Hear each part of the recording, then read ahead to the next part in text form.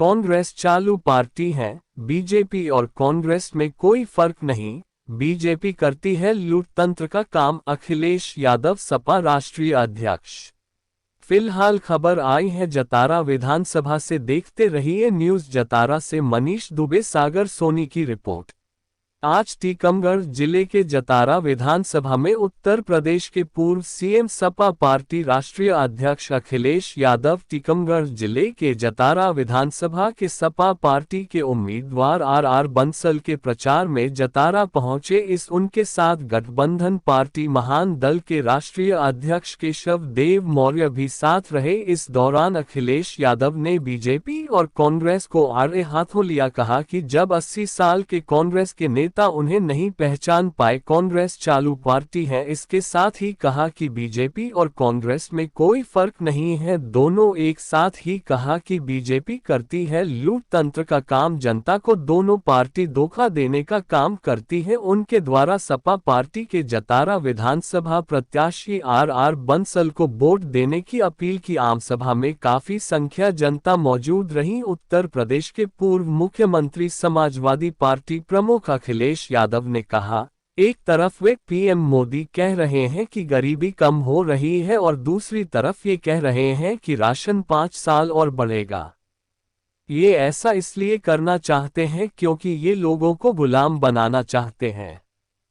फिलहाल आप उन तस्वीरों को देखिए। भारी संख्या में महादल एवं सपा सभा संबोधित को भारी संख्या में सुन रहे हैं। फिलहाल अखिलेश लोधी जी को सुने क्या कहते हैं।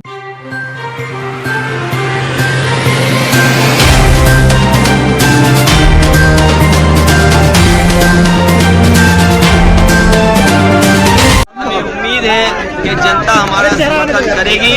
पहले हमारा एक विधायक था, उससे पहले भी हम लोग कई बड़ी संख्या में विधायक जीत चुके हैं। इस बार पहले से बेहतर चुनाव लड़ रहे हैं और हमें उम्मीद है कि पहले से ज्यादा सीटें समाजवादियों को इस बार मध्य प्रदेश में निकलेंगे।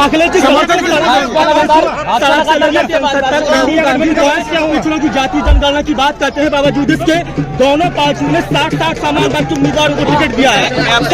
मैं अपने पत्रकार भाई से सहमत हूँ।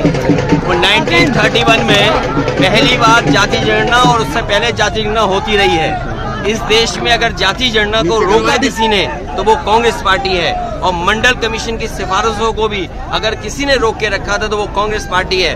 उसी रास्ते पर बीजेपी चल रही है। कांग्रेस खत्म हो गई थी। हमें पूरा भरोसा है ये जाति जनगणना का जो सवाल उठा है उसका आप देखिए चमत्कार क्या है कि कांग्रेस कह रही है कि जाति जनगणना होनी चाहिए, जिन्होंने कभी 1931 के बाद जाति जनगणना रोकी थी। और वही बीजेपी जो पिछड़ों के खिलाफ, जो आरक्षण के खिलाफ रही, वो भी आज जाति जनगणना की बात कर रही है। इसलिए मैं जनता से कहना चाहता हूं कि इन दोनों दलों से सावधान रहो। चुनाव आ गया है, पीडीए की ताकत को वो समझ गए हैं, क्योंकि वो जानते हैं कि अगर इन्होंने आबादी के हिसाब से अपना हक और सम्मान मांगा तो ये कहीं के नहीं रहेंगे।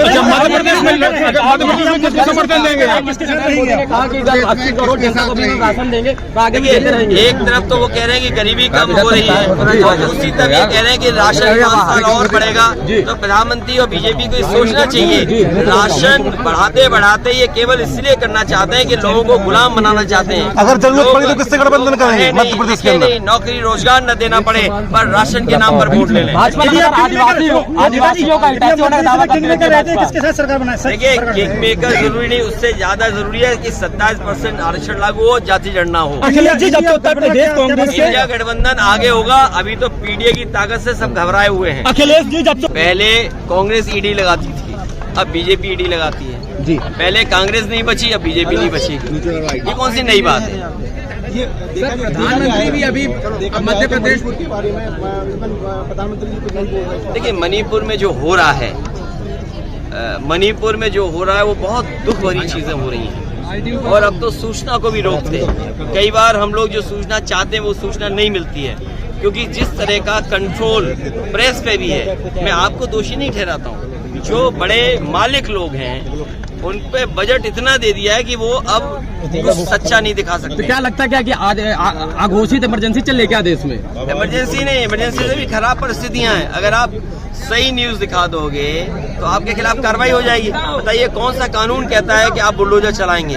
आप बुलडोजर चला करके लोगों के आप घर खत्म कर रहे हो। जी। उत्तर प्रदेश में बुलडोजर चल रहा था, यहाँ चल रहा। जी। जो समाज की बुराई है, क्या हमने यहाँ नहीं देखा कि एक आदिवासी के साथ किस तरह का व्यवहार किया था? वो बीजेपी का कार्यकर्ता है। हाँ। इसी तरह हरियाणा से खबर आई थी, इसी तरह उत्तराखंड में आई थी। तो ये जो समाज की बुराइयां हैं अभी भी हैं, अभी समाज की बुराई खत्म नहीं हुई।